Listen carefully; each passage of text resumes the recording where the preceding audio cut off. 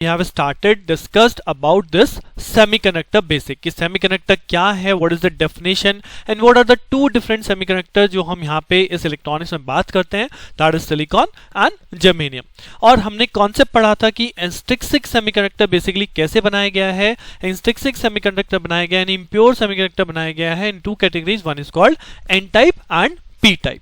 Now अब n type p type क्या होता है मुझे पता चल गया, तो इसी बेस पे मैं इस लेक्चर में बात करने वाला हूं the main topic that is your PN junction diode. जी हाँ, डायोड कैसे फॉर्म हुआ, what is the concept of depletion layer in this. Depletion is an बहुत इंपॉर्टेंट कॉन्सेप्ट है। एंड देन उसके बाद हम बात करेंगे इसकी वीआई कैरेक्टरिस्टिक, यानी जब हम इसमें वोल्टेज अप्लाई करते हैं तो करंट किस तरह से वैरी करता है, राइट। तो चलिए स्टार्ट करते हैं अपना lecture on PN junction diode.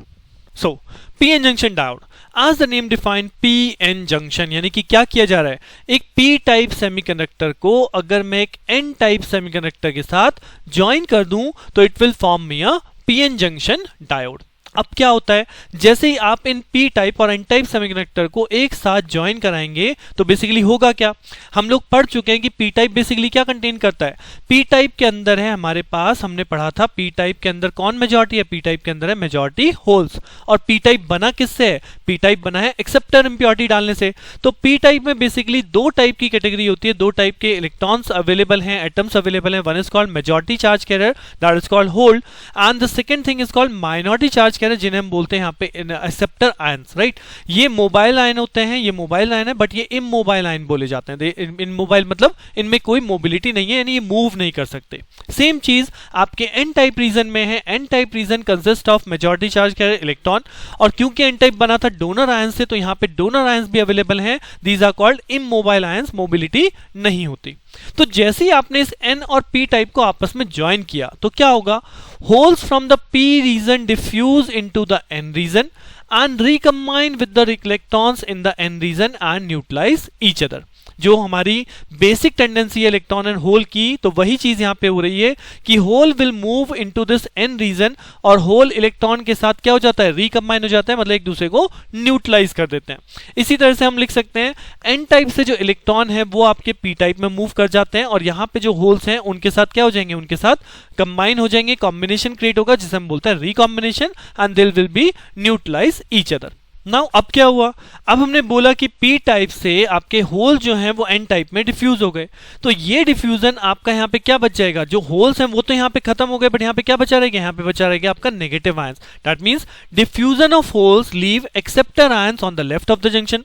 Similarly आपके इलेक्ट्रॉन यहाँ से P टाइप में मूव कर गए, यानी कि ये क्या हो गया, रिकंबाइन हो गए, तो यहां क्या दिखाई दिया, यहां बचा केवल और केवल positive ion, that is called donor ions.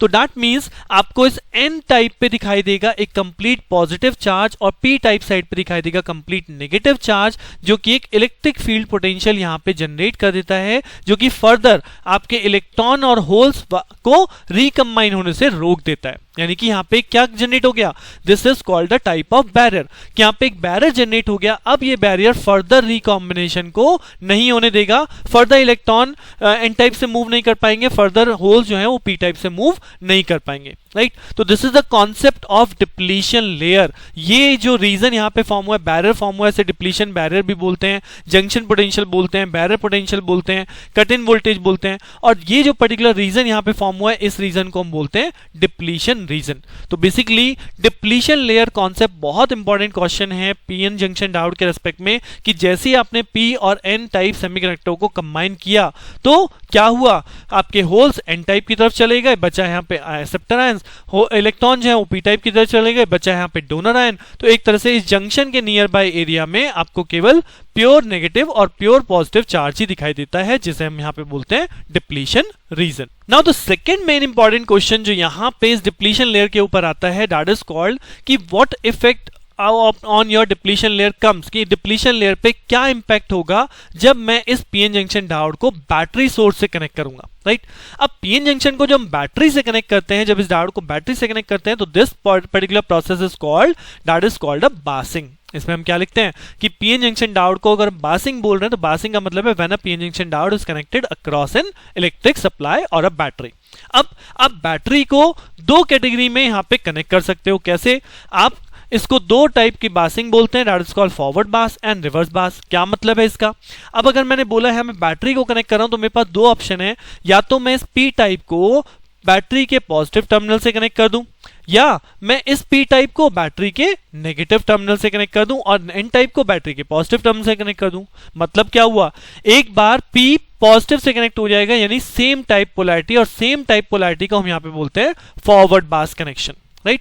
और जब हमारा कनेक्शन इस तरह से होता है कि N is connected with positive या P is connected with negative, यानी अपोजिट पोलैरिटी, तो अपोजिट पोलैरिटी की जब बात होती है तो इसे बोला जाता है रिवर्स बास connection, right? So when the PN junction diode is connected across an electric supply, this is called a basing। और basing कितनी कैटेगरी में डिवाइड किए? दो कैटेगरी में। One is called forward, forward का मतलब same polarity, P is connected with positive, N is connected with negative, and reverse bas मतलब reverse bas means P is connected with negative terminal of the battery। Now what happens when this type of basing is applied onto your PN junction diode? That means कि अब हम जब PN junction diode को forward बास कर रहे हैं, suppose मैं कहता हूं मैंने PN जंक्शन डायोड को फॉरवर्ड बास कर दिया, तो बहुत इंपॉर्टेंट क्वेश्चन पूछा जाता है मोस्ट ऑफ द टाइम यहां पे कि क्या इंपैक्ट पड़ेगा, डिप्लीशन लेयर बढ़ती है घटती है। तो जैसे कि मैंने यहां डायग्राम में दिखा रखा है, डिप्लीशन लेयर की विड्थ जो ओरिजिनल थी वो ये है, राइट। ये जो डॉटेड लाइन में दिखाई गई है, this is the depletion layer without external field.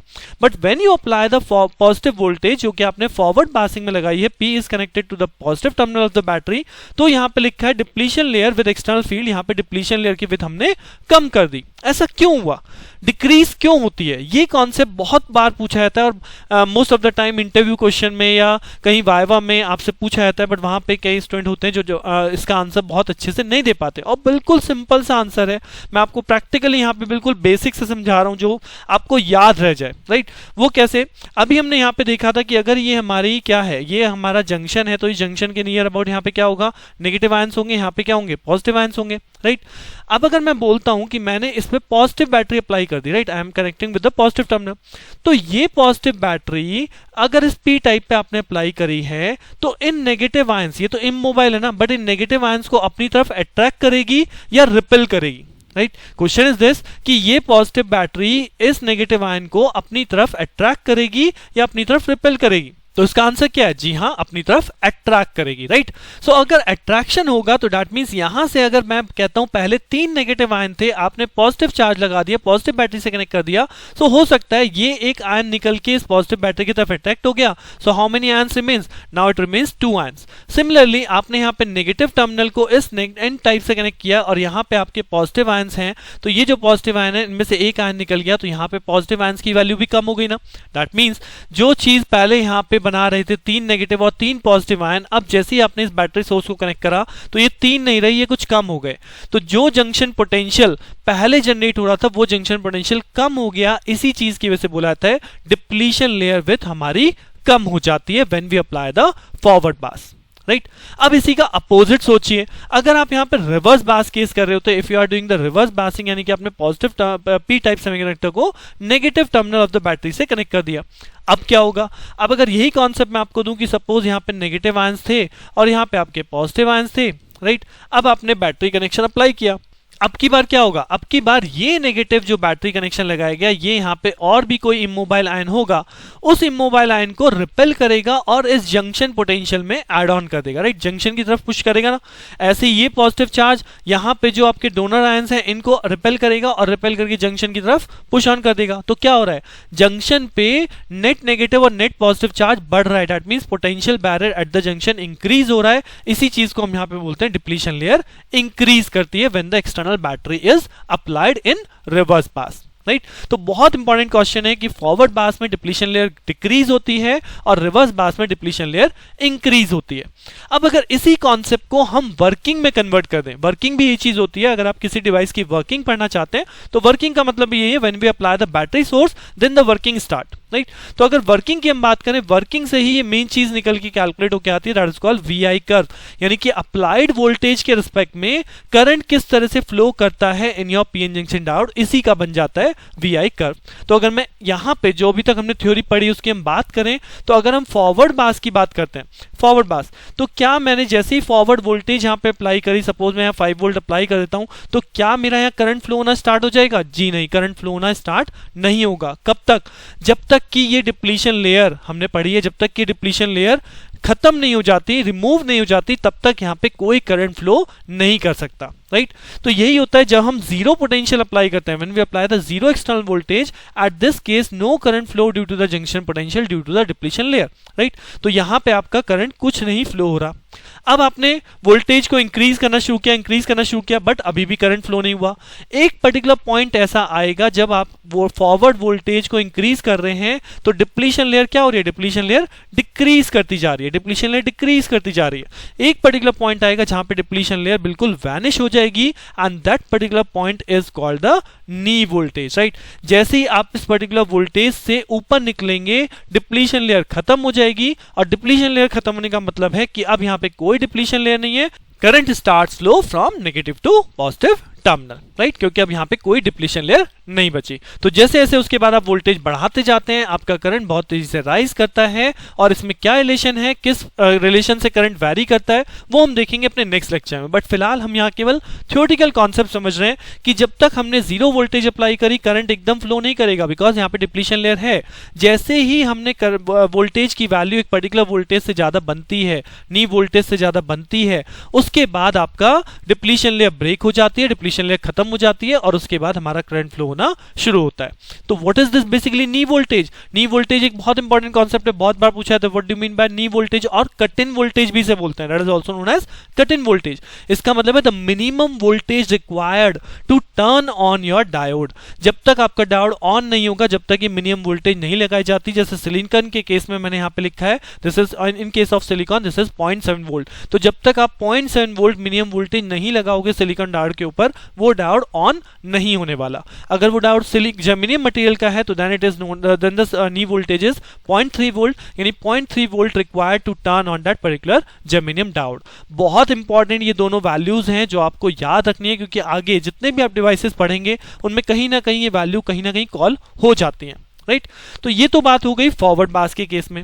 अब हमने पढ़ा रिवर्स बासिंग भी, कि जब रिवर्स बास करते हैं तो क्या होता है, तो डिप्लीशन लेयर बढ़ रही है। अगर डिप्लीशन लेयर बढ़ रही है तो यहाँ करंट फ्लो हो ही नहीं सकता। तो सेम चीज आपकी कैरेक्टरिस्टिक में भी शो की गई है कि जब हम रिवर्स बास की बात करते हैं तो यहाँ पे कोई करंट फ्लो नहीं होता आइडियल केस में, नहीं? बट यहां पे आइडियल केस में कोई करंट फ्लो नहीं होगा, but practically a very small current flows in the circuit known as reverse saturation current. यहां पे रिवर्स सैचुरेशन करंट फ्लो होता है किसकी वजह से? जो आपके जंक्शन पे, ये जो जंक्शन पे यहाँ पे आयंस स्टोर होते हैं, यहाँ पे पॉजिटिव आयंस हैं और यहाँ पे नेगेटिव आयंस हैं, इन्हीं आयंस की वजह से बहुत स्मॉल करंट फ्लो होती है, जिसे हम बोलते हैं रिवर्स सैचुरेशन करंट, राइट? अब अगर मैं फर्दर इंक्रीज करता जा रहा हूं, अपनी रिवर्स वोल्टेज को मैं इंक्रीज करता जाऊं, करते जाऊं, तो मैं रिवर्स वोल्टेज बढ़ाते जा रहा हूं, तो एक पर्टिकुलर पॉइंट ऐसा आएगा जहां पे डिप्लीशन लेयर बढ़ते क्या होगी? ये ब्रेक डाउन हो जाएगी, यानी यह टूट जाएगी, ब्रेक हो जाएगी। तो ब्रेक होने का मतलब होता है this is called the break down condition. और जिस वोल्टेज पे आपकी वैल्यू ब्रेक होती है, आपकी डिप्लीशन लेयर जो है ब्रेक हो जाती है, उस पर्टिकुलर वोल्टेज को हम बोलते हैं ब्रेक डाउन वोल्टेज। और आफ्टर दिस वोल्टेज हम बोलते हैं कि रिवर्स करंट, यानी डायोड क्या हो गया? अब डायोड एक तरह से आपका बेकार हो गया, फंक्शन लेस हो गया, सो वहां पे reverse current after that rapidly increases. So this is all about your PN junction diode. अगर मैं थियोरेटिकल वे में बात करूं कि पीएन जंक्शन डायोड कैसे फॉर्म हुआ, what is the concept of depletion layer पे क्या इंपैक्ट पड़ता है फॉरवर्ड और रिवर्स बास का, और किस तरह से पीएन जंक्शन डायोड वर्किंग करता है, किस तरह से उसकी वीआई कर्व बनाया जाता है। अब हम अपने नेक्स्ट लेक्चर में बात करेंगे इसी पीएन जंक्शन डायोड से रिलेटेड सिंबल क्या है, किस तरह से हम सिंबल को रिप्रेजेंट करते हैं, एंड जो हमने यहाँ पे कर्व देखा है, जो वीआई कर्व देखा है, उसमें करंट वोल्टेज के बेस पे किस तरह से वैरी करती है, क्या डायोड इक्वेशन है, और किस तरह से उस पर न्यूमेरिकल प्रॉब्लम सॉल्व करते हैं, वो सब हम अपने नेक्स्ट लेक्चर में बात करने वाले हैं। तो बने रहिए मेरे साथ, मिलते हैं नेक्स्ट लेक्चर में। Thank you.